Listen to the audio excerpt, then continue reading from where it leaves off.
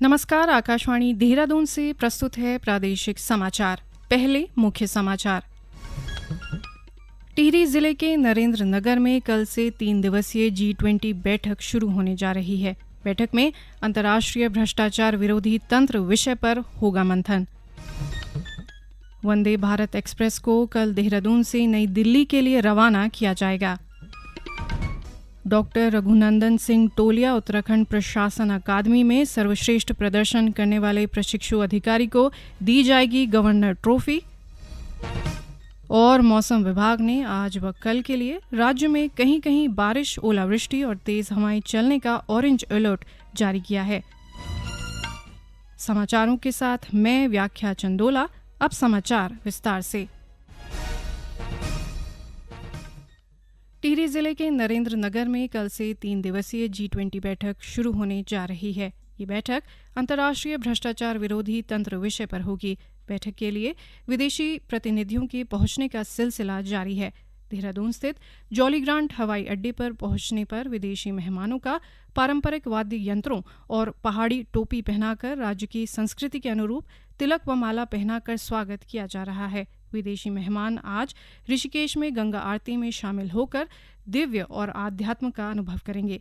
वहीं सम्मेलन के दौरान नरेंद्र नगर के ओणी गांव में विदेशी मेहमान पहाड़ के ग्रामीण परिवेश और मॉडल गांव का दीदार करेंगे। ऋषिकेश से करीब 14 किलोमीटर की दूरी पर स्थित ओणी गांव में करीब 10 करोड़ रुपए की लागत से विकास कार्य किए गए हैं। गांव को उत्तराखंड की पारंपरिक शैली के मॉडल गांव के रूप में विकसित किया गया है।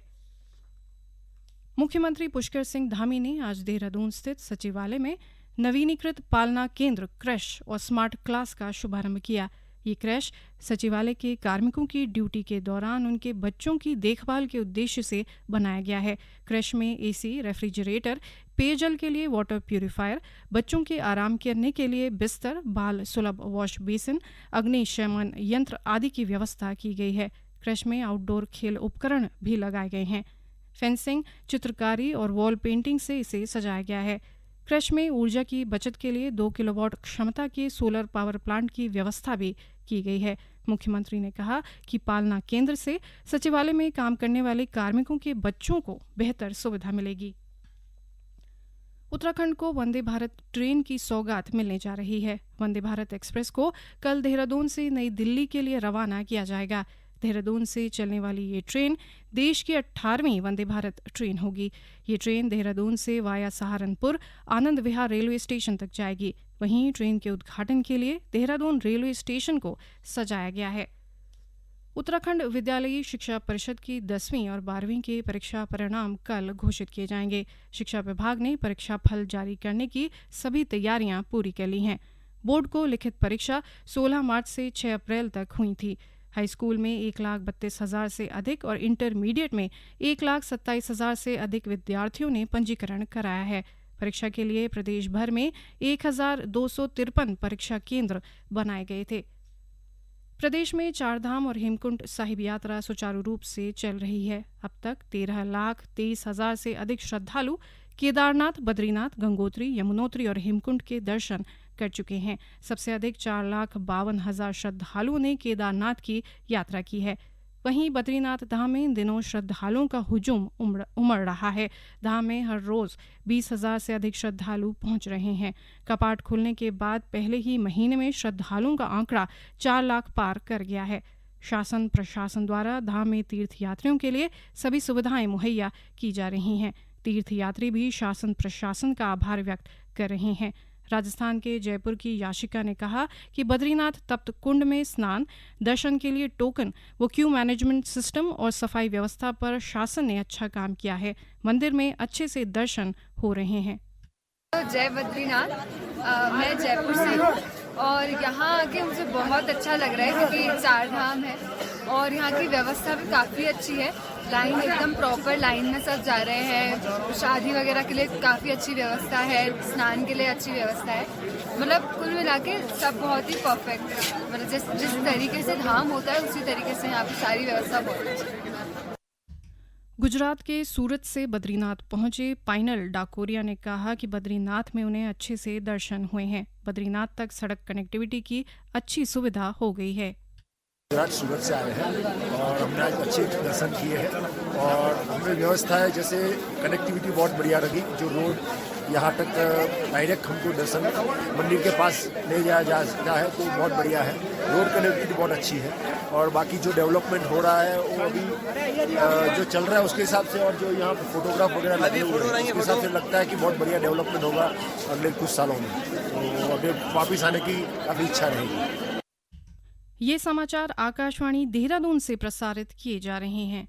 राष्ट्रीय पोलियो चक्र 28 मई 2023। नमस्कार। भारत की पोलियो से जीत की कहानी बड़े बड़े शब्दों में लिखी जाएगी, पर इस जीती हुई लड़ाई को कायम रखने के लिए हमें अपने प्रयासों को जारी रखना होगा तब तक जब तक दुनिया से पोलियो का खतरा पूर्ण रूप से टल न जाए। खतरा है बरकरार, इसीलिए पोलियो की खुराक पिलाना है हर बार। 2 बूंद हर बार, पोलियो पर जीत रहे बरकरार। जन्म से लेकर 5 साल तक पोलियो खुराक पिलाना है हर बार। राष्ट्रीय पोलियो चक्र 28 मई 2023। राज्यपाल गुरमीत सिंह ने आज नैनीताल स्थित डॉक्टर रघुनंदन सिंह टोलिया उत्तराखंड प्रशासन अकादमी का भ्रमण किया। इस अवसर पर राज्यपाल ने अधिकारियों को संबोधित करते हुए कहा कि वे अपनी सोच और विचार के केंद्र में सेवा, समर्पण और सुशासन के त्रिशूल को धारण करें। उन्होंने कहा कि अधिकारी अपनी सोच, विचार और धारणा इस प्रकार रखें जिससे अंतिम छोर पर बैठे व्यक्ति तक मूलभूत सुविधाएं पहुंच सकें। राज्यपाल ने कहा कि अकादमी भ्रष्टाचार उन्मूलन के लिए समाधान खोजने पर भी मंथन और विचार करे। भ्रमण के दौरान राज्यपाल ने अकादमी में आपदा प्रबंधन प्रकोष्ठ द्वारा निर्मित आर्टिफिशियल क्लाइंबिंग वॉल का लोकार्पण किया।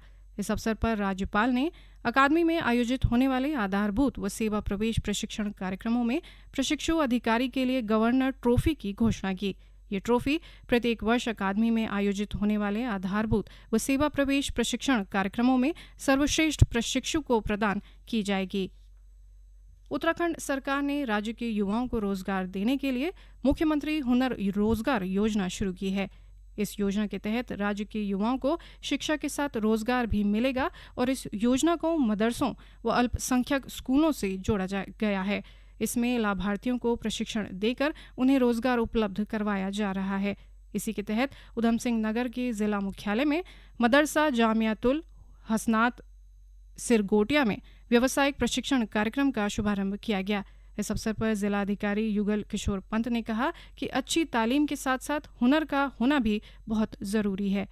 मुख्यमंत्री हुनर योजना के तहत यहाँ पे रजा टेक्निकल सोसाइटी ने सिलाई कढ़ाई और कंप्यूटर का जो कौशल का कोर्स है उसकी शुरुआत की है और मुझे आशा है कि आने वाले दिनों में ये बच्चे जो यहाँ से प्रशिक्षण प्राप्त करेंगे सफल होकर अपना रोजगार या स्वरोजगार कर अपने और अपने परिवार में समृद्धि और खुशहाली लाएं। उत्तराखंड संस्कृत शिक्षा परिषद के पूर्व मध्यमा द्वितीय खंड और उत्तर मध्यमा द्वितीय खंड के परीक्षा फल जारी कर दिए गए हैं। पूर्व मध्यमा द्वितीय खंड में 89.58% और उत्तम मध्यमा द्वितीय खंड में 87.38% योग रहा। शिक्षा मंत्री डॉक्टर धन सिंह रावत ने सभी उत्तीर्ण छात्र छात्राओं को शुभकामनाएं देते हुए उनके उज्जवल भविष्य की कामना की। कृषि मंत्री गणेश जोशी ने आज भारतीय जनता पार्टी की देहरादून महानगर कार्य समिति की बैठक में शिरकत की। बैठक में उन्होंने कहा कि प्रधानमंत्री नरेंद्र मोदी के कुशल मार्गदर्शन और मुख्यमंत्री पुष्कर सिंह धामी के नेतृत्व में उत्तराखंड विकास के नए आयाम स्थापित कर रहा है। उन्होंने कहा कि प्रदेश में स्वास्थ्य, सड़क व हवाई कनेक्टिविटी, पर्यटन और अन्य क्षेत्रों में लगातार काम किया जा रहा है। उन्होंने पार्टी के जिला पदाधिकारियों को केंद्र और राज्य सरकार की जन कल्याणकारी योजनाओं की जानकारी देते हुए योजनाओं को जन जन तक पहुंचाने का आह्वान किया। और अब एक नज़र आज के मौसम पर। मौसम विभाग ने आज और कल के लिए राज्य में कहीं कहीं बारिश, ओलावृष्टि और तेज हवाएं चलने का ऑरेंज अलर्ट जारी किया है। विभाग के अनुसार नैनीताल, पौड़ी, उधम सिंह नगर और हरिद्वार जिलों में कल भारी बारिश के आसार हैं, जबकि 26 मई को येलो अलर्ट जारी किया गया है। उधर राज्य के विभिन्न हिस्सों में कल हुई बारिश और तेज आंधी से नुकसान की खबर है।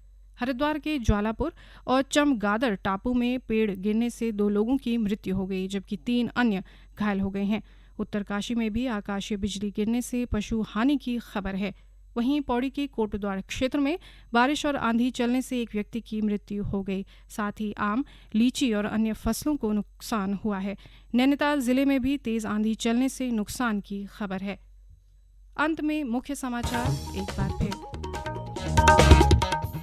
टिहरी जिले के नरेंद्र नगर में कल से 3 दिवसीय G20 बैठक शुरू होने जा रही है। बैठक में अंतर्राष्ट्रीय भ्रष्टाचार विरोधी तंत्र विषय पर होगा मंथन। वंदे भारत एक्सप्रेस को कल देहरादून से नई दिल्ली के लिए रवाना किया जाएगा। डॉक्टर रघुनंदन सिंह टोलिया उत्तराखंड प्रशासन अकादमी में सर्वश्रेष्ठ प्रदर्शन करने वाले प्रशिक्षु अधिकारी को दी जाएगी गवर्नर ट्रॉफी। और मौसम विभाग ने आज व कल के लिए राज्य में कहीं कहीं बारिश, ओलावृष्टि और तेज हवाएं चलने का ऑरेंज अलर्ट जारी किया है। इसके साथ ही प्रादेशिक समाचार का ये बुलेटिन समाप्त हुआ। नमस्कार।